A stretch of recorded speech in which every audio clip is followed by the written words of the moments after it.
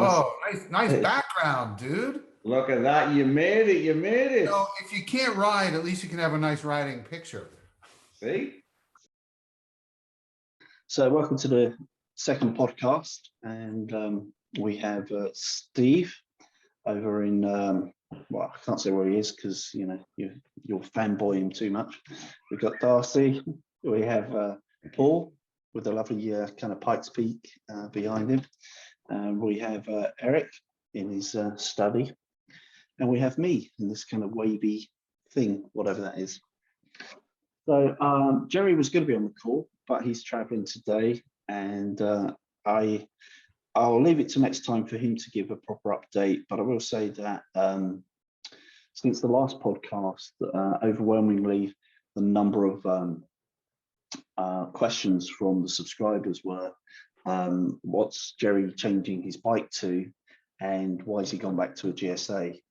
So I think we all know, because we ride with Jerry and we've known him for years, he's always been a BMW fanboy, and particularly a GS man. And he's had, I think I'm right in saying, 1 GS and 3 GSAs now, and had the 40th anniversary one been available, if they hadn't had all that debacle with the brake system, I think he probably would have got another one before getting the multi. But he got the multi. He did like the multi. Did 30,000 miles trouble-free on that bike, and really enjoyed it. But one dealer managed to get a 40th anniversary Bumblebee, as they call it, black and yellow, with the gold wheels in stock and the low seat, and a deal was struck. And he's just about got it running, I think, now. And the only problem he's had is that it's got a bent front wheel. So when he had the first service, the dealer noticed that he complained there was a bit of vibration on the front end, and the dealer said, yeah, the wheel is out of true, and that's a warranty claim, which I think BMW have been good and they're honouring. So we'll get a new front wheel, and he'll be good to go. I think the only planned farkle he's got is maybe a front mudguard extender, otherwise he'll leave it stock. So that's it for a kind of update for Jerry. Jerry's going to leave it stock. Well, yeah. When I say stock, probably a few other things. He had the kind of foresight, I think, which kind of showed the writing was on the walls, to save his Touratech panniers and not trade them. When he traded the GSA, he kind of kept them. So it was obvious he was going to go back to a GSA at some point in the future, as most people that own one do. To be fair, that's because they were trapezoids and nobody wanted them. I think, to be fair, it's because they cost about $2,000 and he's too tight to trade them and buy another set. So, more like it. But he's got to have them rekeyed, I guess, and that's the expensive part, because there's 3 sets of locks for each pannier. One that locks the pannier to the bike, and then a lock at each end. So I'm not sure whether they can just rekey what's there, but if he's got to buy new locks, that's quite a lot of money there, as Darcy will know probably, and Paul. If he brings it to me, I'll rekey it for him. So Right. I've gotten pretty good. I've gotten really good at rekeying those things because of that. It's so expensive to replace them. So, I've been to Darcy's house, and it's full of bourbon, because every time he does a job for somebody, they buy him a bottle of bourbon. So let's move to Paul then.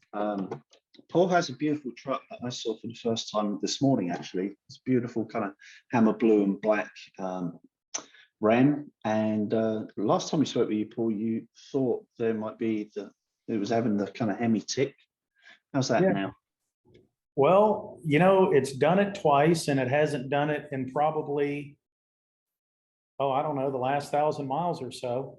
The first time that it happened, I'd gone to lunch. The truck wasn't terribly cold. I mean, it'd been sitting there maybe 30 minutes, and it made this ticking sound, very loud ticking sound, for probably, I don't know, 30 seconds.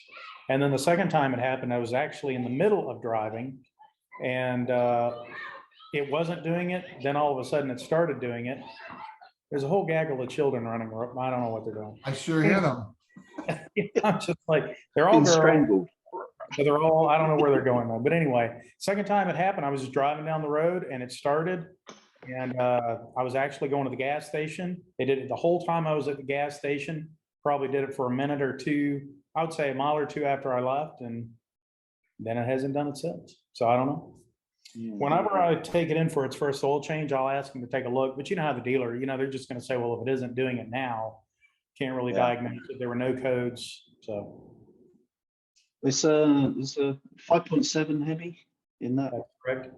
And this is they're usually pretty reliable, aren't they? They are. It seems to me that I guess all would be, at least Chevy and Ram, because of the multiple cylinder deactivation, they tend to, the manufacturers have tried to get creative with the oiling of the lifters, and it, for some reason, causes a problem. Chevy was horrible. I mean, when I was looking at because I looked at the Chevy Silverado, the 6.2 liter, didn't matter if it was the 5.3 or the 6.2. I mean, the number of people, and of course, people online only complain, right? But it was a large number of people complaining online, forums and in Facebook groups. Rams to a lesser extent. So, but as long as we keep vehicles, it's never going to be out of warranty, most likely. So yeah. Well, talking of problems with vehicles, I understand your bike has square wheels. Yeah, they're if you want, I can try to do a little screen share here of that. So basically, I was just to give everybody a little background. I was coming on Highway 60 south, and just had come through the roundabout where the rock pile is, and we were boogieing through there, not necessarily doing legal activities, but I hit something on the road. And hold on, before you go any further, Paul, will you share with everybody on this podcast where these wheels came from and approximately their costs and how old they were? Sure. So these are OZ RSA gas with 2 S's wheels. And so I bought them. I don't remember exactly when I bought them. It's not been long ago. I had less than 500 miles on these wheels, and they're about $3,000 for a set.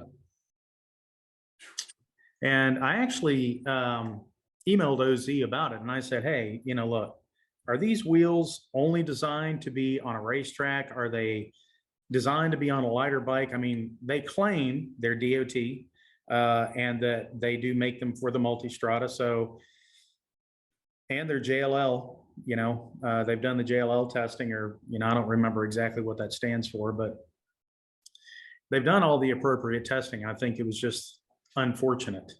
Now, I wasn't in South Carolina like Jerry was, but as we were going down 60, I hit something. I mean, it felt like a reflector on the street. Now the rear did, you could feel the traction control cut in a little bit, but nothing crazy. And I actually didn't even notice it till the next day. The guy that I was riding with said, hey, something came up and hit my bike in that section of 60. You may want to check your tire. And you can kind of look, if you see where the tire is here, you can see it's kind of creased a little bit. Yeah. And actually, when I had the tire taken off the wheel, because taking the wheel to get it fixed, the guy examined the tire and he said, it looks bad, but he said, really, there's no damage to the structural part of the tire. He said, I'd have no problem putting it back on there. The problem is that particular location doesn't have a way to balance single-sided swing arm wheels. So I took it to Cycle Gear. I actually took my old OEM wheel to Cycle Gear to mount the tire, and they said, we won't mount a used tire. So I had to buy a new tire. And that was about $240. And then I took the wheel to, and just to give a couple other looks at this here, you can kind of see, do you see the picture changing? Yeah. Okay. Yeah. So you can see a little bit closer up look. This is more just looking directly at the face of the tire instead of on top of it. So, you know, I took it to RTP Customs, and one of the guys that we ride with, Ted, had recommended them to me. I also got some recommendations for Metro wheels. Metro wheels, I think, is only in Marietta. RTP actually has a location in Marietta and Roswell, so I went there. And actually, when I went and dropped the wheel off, they were fixing the wheels on a Rolls-Royce Cullinan. So I felt like the wheel was in good hands. And, you know, they all, you know, I checked with Woody's Wheel Works, mainly because Woody's is kind of a known quantity in the industry. They're well respected. And, you know, they told me the same thing that RTP did. They said, look, we can fix this, but there's going to be obvious signs of repair, which obviously I wasn't too excited about that. But, you know, if I wanted the wheel fixed, I guess I was going to have to deal with it. And it's not like I was losing air on this. I mean, the whole afternoon after I'd ridden, after this happened, never noticed any strange vibrations or anything like that. So anyway, I dropped it off to RTP Customs on a Wednesday afternoon. And by Friday it was done. And I will show you, this is a picture of the wheel. I'm holding it. I just picked it up, and the reason I've outlined this red area is that's where they've done the repair. Now, just looking at it, you really don't notice it.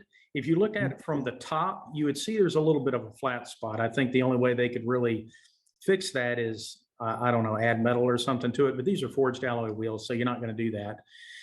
The other thing you'll notice is you really don't notice where they did any repair. I sat on the ground the other day and literally tried to find it, couldn't, with the tire mounted and everything. I think they did a really good job. Yeah, good job. Yeah, and so this last picture is with it mounted on the bike. So the area of where it was damaged is right over here in this area, but it's really not noticeable at all. And happily they are restored to, we'll say 99% of what they were. So it's a beautiful wheel. It is a looks beautiful stunning, wheel. especially Gorgeous. the contrast with the red Ducati. It's very, And a very, very interesting coloring on it, because if you look at a picture or something like that, you may say, oh, they're gold. Absolutely Yeah. not. When you see them in person, they're not. They're very titanium. They just look gorgeous. Yeah. yeah, very nice. Well, thanks for sharing that with us, Paul. Right. Appreciate They're that. tin foil colored. Yeah, made it in foil. Right, let's move to Steve then. So Steve has a Multistrada V4, just as Eric does and I do. And you recently went in and had your software updated. Do you want to tell people what the software update's all about? Yeah, sure. So when I picked up the bike, so I've had the bike. When did we get them, Rich? Can you remember? I got mine a couple of months before yours, but it was About July time. Yeah, about July time, I think. It was about July last year. So when I bought mine, they hadn't done the variable cruise control and the other upgrades to the bike, and so I had to go and have them done afterwards, right? I had to go in. I think when you picked yours up, or did you go in and have them upgraded? Yeah, no. Eric and I got the 2022, so that came with the active cruise and the blind spot standard, but it costs more money. Okay, so mine wasn't. So I had to go and have mine, done after the fact. So you nagged me forever to go and get it done. You told me I was missing out, and so I thought, eventually I thought I'm going to go and do it. But it timed it about the right. My timing was good because they just had the latest software release with this new software upgrade, right? So you could go and get, the blinds and everything turned on, but you could also get the latest software update at the same time, which is supposed to give you certain features, such as they'd improve the heated grips. So the mechanism to fire up your heated grips, you didn't have to go through the menu. They just streamlined it, made it a lot simpler from the actual controls on the throttle. You could actually turn on your heated grips and go up and down without having to actually going in and out of the menu. So it was pretty good the way it displayed on the screen as well. And there's a couple of others, things like when you turn your bike off, it keeps the Ducati Connect and the other software applications open effectively for about 20 minutes, even though the bike's turned off. So when you switch it back on again, you don't have to reconnect everything before you set off, as long as it's, I think it's a 20-minute time frame. I can't remember exactly what it is. However, so I went in, I had the cruise control, blind spot monitoring turned on, and I got most of the software updates put on, except the damping system, where you can actually drop the seat height automatically in a certain, you know, by hitting a certain function on the handlebar. You can actually drop the, what's it called again? I don't know, I can't remember. The preload lowering, when you preload, you hold the suspension button down. Correct. Just like, I guess they're trying to copy or take a leaf out of Harley's book, right? You know, when Harley released their bike and it had the auto thing, so when you come to a stop, it drops down. And I think that's what they're trying to replicate effectively. And I think all the new bikes are going to actually be delivered with that as standard. Yeah. But however, when I went in and got, sorry? That's super nice. I like that. That's awesome. Yeah. I mean, I think it'll be a great feature. I haven't managed to get it working on mine yet, because when I actually took it in for the software update, the dealer that we took it to hadn't really heard anything about it. So they did the standard updates to the blind spot monitoring and the cruise control, and I got some of the updates on the functionality with the heated grip, etc. But there was no damping adjuster, so or preload adjuster. Adjustment from the electronics.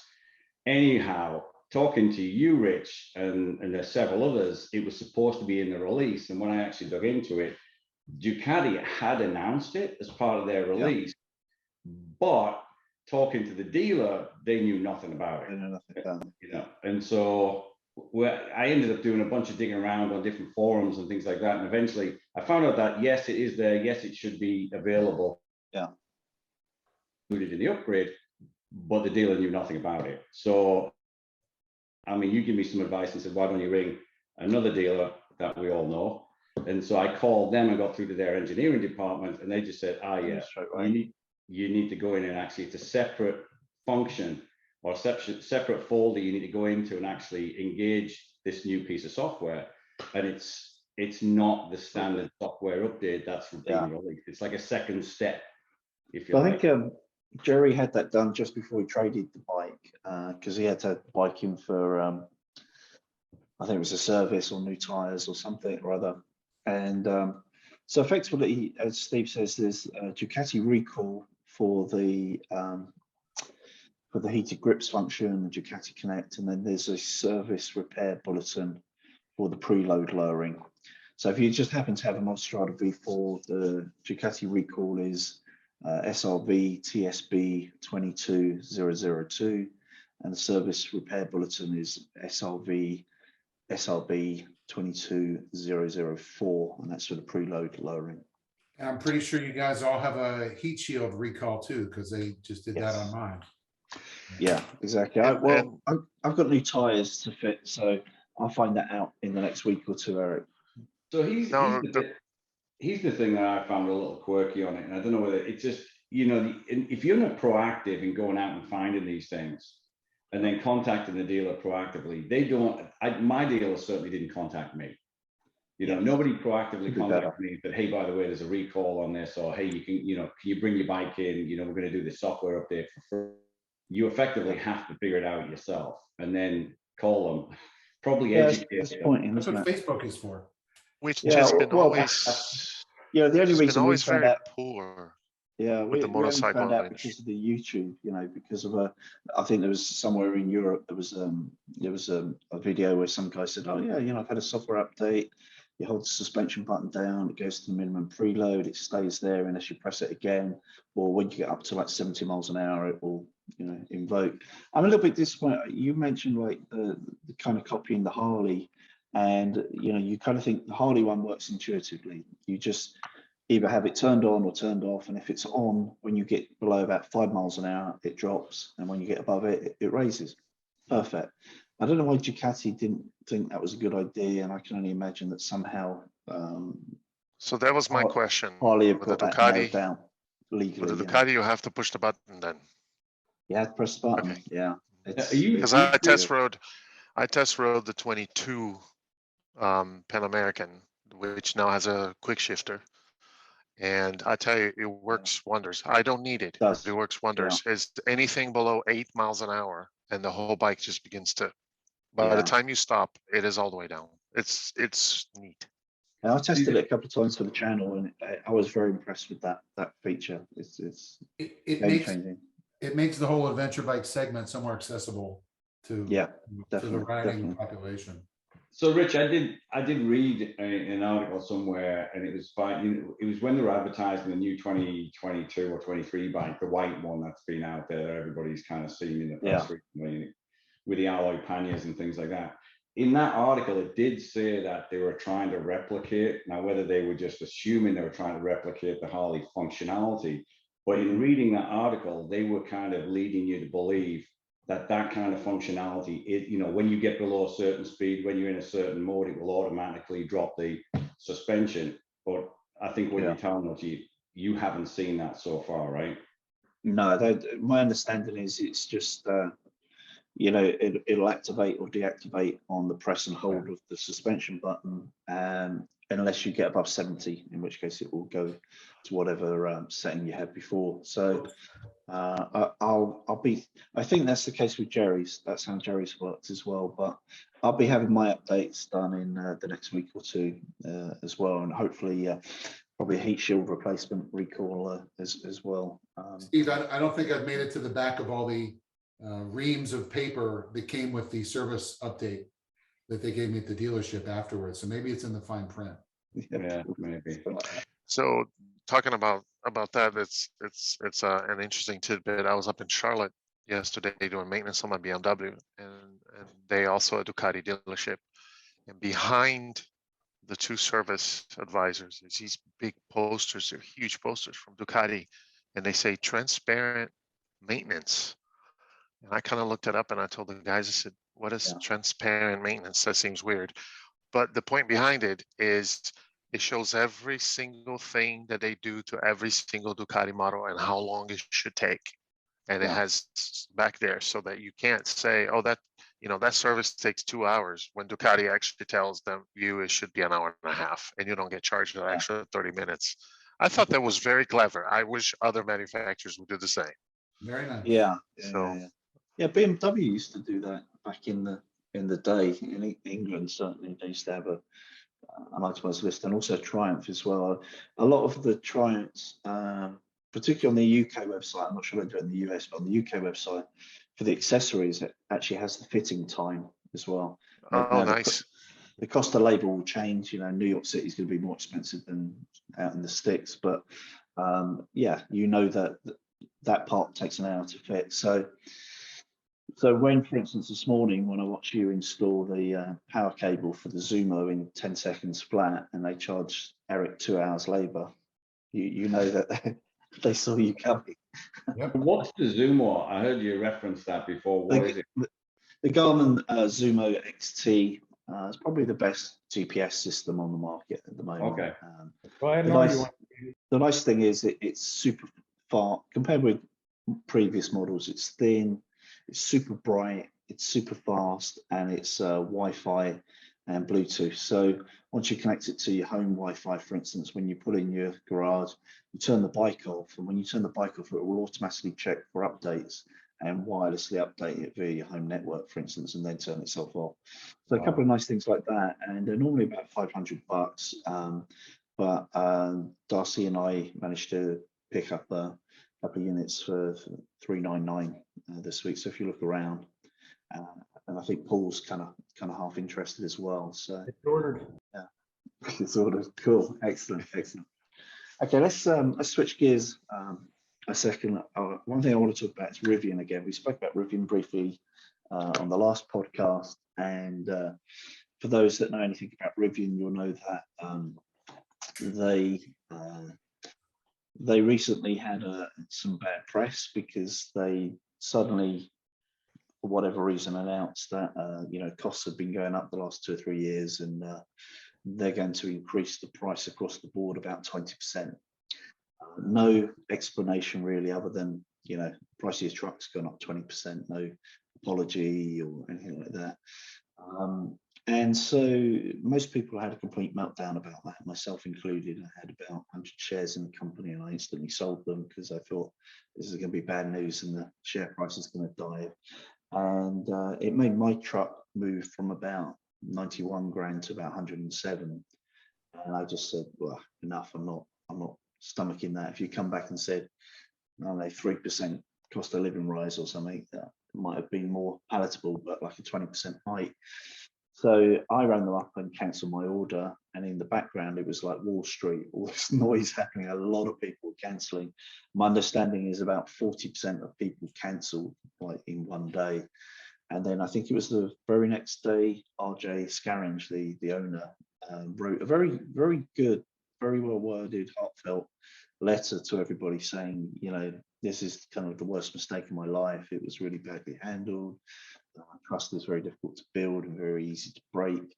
And for everybody who had a pre-order, like Darcy, Eric, and myself, they would honour the original pricing and also keep our place in the queue if we'd like to consider, you know, reinstating our order if we cancelled it.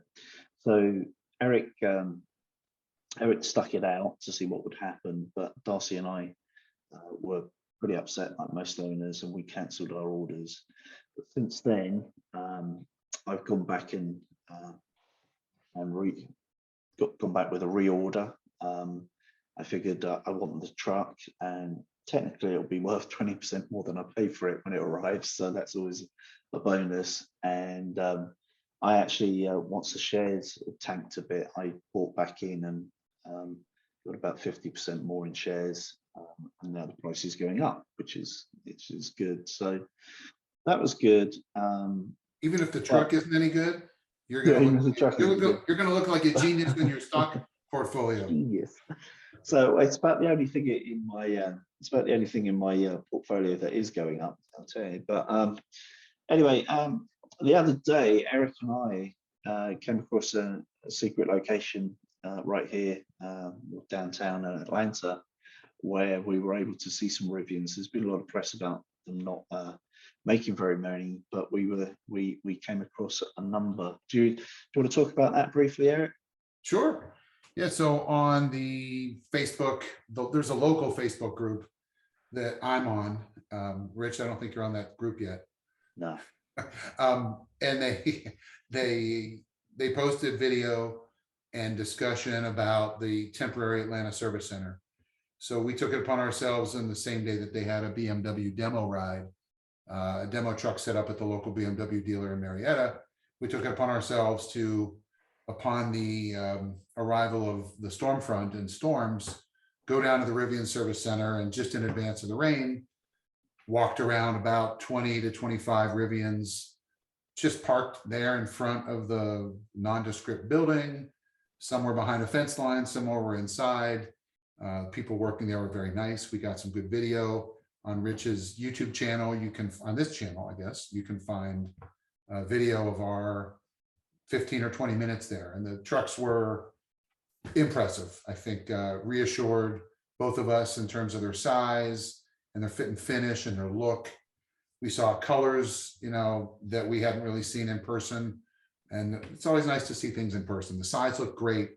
The people at work there told us some things. I mean, I think we both left rejuvenated about the brand and about our excitement for impending delivery, which for me theoretically starts in 4 days. I mean, I'm on an April-May window.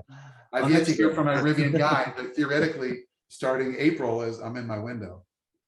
Yeah, it was great. It was very, very reassuring. We got to see the launch green, which Eric has a launch model on order. We saw the Rivian blue. We saw the El Capitan graphite color, which is gorgeous, the white. We saw the big 22-inch wheels, the 20 inches, and I think even a 21. And they had some trucks out back in the compound and even indoors where we tried to get a security hold of us and kicked us out. But the staff couldn't have been nicer. And they said some of them are going straight out to customers, but they were primarily moving them to a kind of another more secure, more hidden location, I think, prior to delivery to customer. I will say every single one looked absolutely immaculate and had brilliant shut lines. The build quality looks really, really high. Very, very pleased, as Eric says, it kind of rejuvenated our interest in it significantly. And we even got a shout out from the Rivian Stories boys in the comments. So all the three main presenters of that commented that they liked the video, and we're pleased to get a shout out. So yeah, that was pretty good, and looking forward to Eric getting his so that we can break it before we get off. Should be good. And Darcy's come back in with his order as well, so really pleased about that. And I think I might be changing my colour to El Cap like Darcy, because I think it's pretty classy. Although I do like the limestone. We actually saw pictures of the elusive limestones, official pictures for at long last. So that was good. Let's talk about the Triumph dealer tour very briefly, or really the Triumph, the dealer tour at the dealers wasn't much to write home about really. It was just a question of dealers inviting their customers down to see the three main new bikes for this year: the Tiger 660, the Speed Triple RR, and the Tiger 1200. So we know quite a bit about Tiger 660, and we'll be talking more about that because Kai obviously has a new one and is enjoying the heck out of it at the moment. I just want to get brief thoughts from you first, Steve, on the Speed Triple RR, and then you, Darcy, on the Tiger 1200. So the Speed Triple RR, I think it's a bit like the Rivians. When you see it in person, it looks nice in the pictures. I think Triumph do a stellar job of promoting and launching these bikes. I think they do a really good job of it, but it still looks better in the flesh, in my opinion. I'm a huge Speed Triple fan, so I've had a couple of Speed Triples, and when last Speed Triple I had, I was thinking about putting clip-ons on it and trying to find a fairing for the front and things like that, and could never make it work. And then here it is right in front of you, and it's professionally built by Triumph, and it's a stunning looking bike. And the build quality and attention to detail on it are just awesome. So for me, I was really excited to see that bike, and I had to sit on it, and it reminded me as to why I don't own one anymore. Because as much as I could my knees could probably last for about 20-30 minutes on it, but then I'd have to be getting off and stretching my legs or doing whatever. But I mean, and it's a comfortable bike. It's not like a flat out performance track bike, so it's not that uncomfortable. It is fairly comfortable, but it's a stunning looking bike. And actually, I've watched a couple of YouTube reviews. They're starting to sneak out now. Have you seen some of them? Yeah. They've been riding these things and giving like professional reviews on them, and they seem to be really popular. They can't quite position where they sit. I think they make references to past era bikes, kind of sport touring bikes. But I just thought it was awesome. I really did. Yeah, because it's I guess it's kind of like Street Fighter running gear in a cafe racer body, and Right.